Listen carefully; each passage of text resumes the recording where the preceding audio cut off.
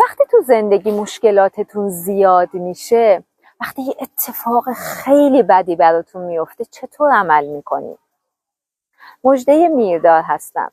میگن آدما دو دستن. یه گروه واکنشی عمل میکنن، عصبانی میشن، داد میزنن، فریاد میزنن، خدایا چرا من، چرا انقدر مشکلاتم زیاده، و همش منفی و منفی تر صحبت میکنن و هر روز مشکلاتشون حتی توی مقطعی بیشتر و بیشتر هم میشه.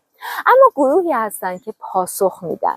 این گروه بعد اینکه اون فشار اولیه رو سپری کردن، سعی میکنن اقدام کنن، حرکت کنن و چه بسا خدا رو شکر میکنن که بدتر از این هم اتفاق نیفتاد براشون.